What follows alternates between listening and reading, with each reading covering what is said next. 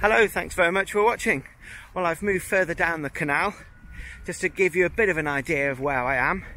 On this very pitch in 1823, a guy called William Webb Ellis completely ignored the game of football, picked up a ball and ran with it.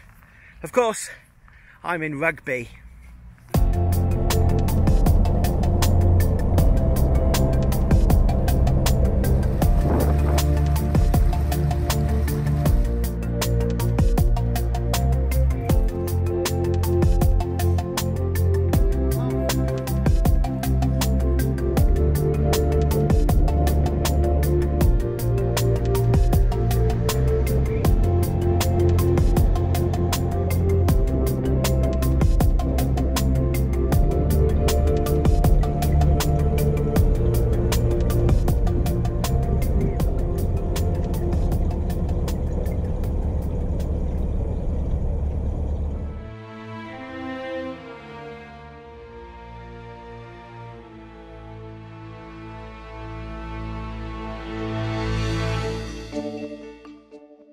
After leaving Hawkesbury Junction last week, we passed a range of vintage vehicles in various states of decay and headed east towards Anstey for a few days.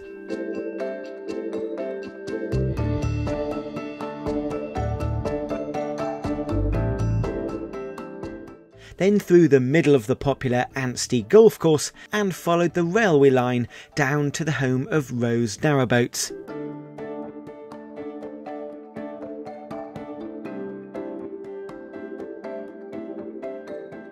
We then dropped south and moored up again in a deep, thick, wooded area, which is where we met the carpenter to load the new TV cabinet aboard and more wood. Passing Brinklow Marina, we continued east and then through the relatively short Newbold Tunnel on the outskirts of Rugby Town, where we were to moor up again.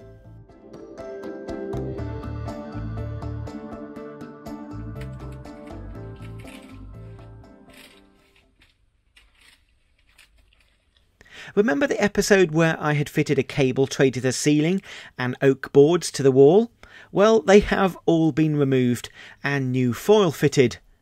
The foil's been stapled from the floor up the walls, over the ceiling and back down the other wall, which has made the boat feel like living in a warm spaceship. Thank you to viewer Jason Clive for suggesting it.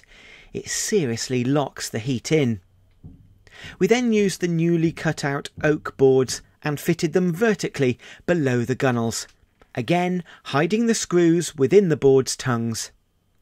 We've also started to install the damp-proof MDF sheets to the upper walls, and I went outside to mark through the windows where to cut. The inside is really starting to take shape now.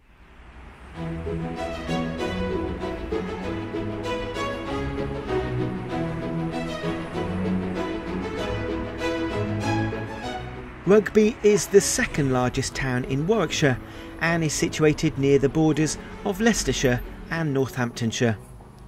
Rugby is the birthplace of the jet engine. Frank Whittle built the first prototype here at the former site of the British Thomson Houston Works in 1937. Official interest was forthcoming following this success, with contracts being placed to develop further engines. This is Rugby School and is one of England's oldest and most prestigious public schools. It's also said to be the place for the invention of rugby football, which is now played worldwide. In 1823, William Webb Ellis broke the existing rules of a football match and ran across the pitch here with the ball in his arms. Despite this being firmly entrenched in the sport's folklore, there is no substantive evidence of this, and many historians say it's simply a myth. There is a William Ellis museum just opposite the school, so I popped in to have a look. The boot and shoemaker to Rugby School was called William Gilbert, and he had a small shop in the town. They were already supplying balls to the school when in 1823 they started to create the rugby ball.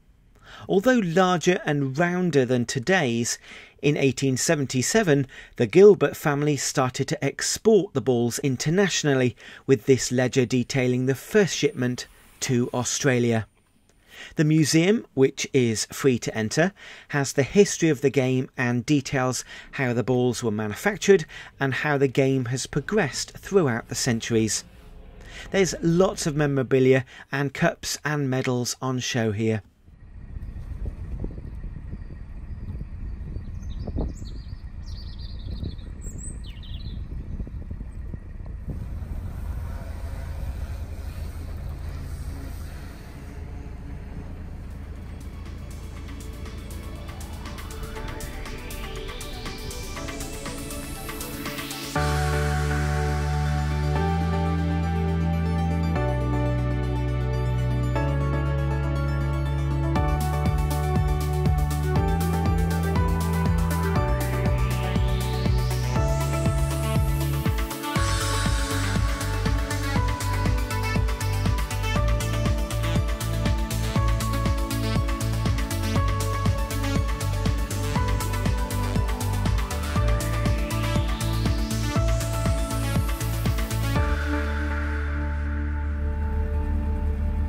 The town itself is relatively compact, but right up by the canal spans a wide range of supermarkets and shops, which are ideal to stock up on supplies.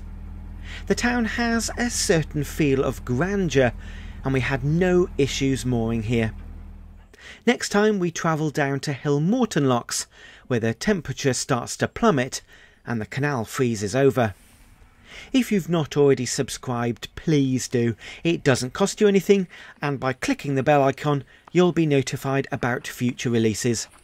Until next time, see you later.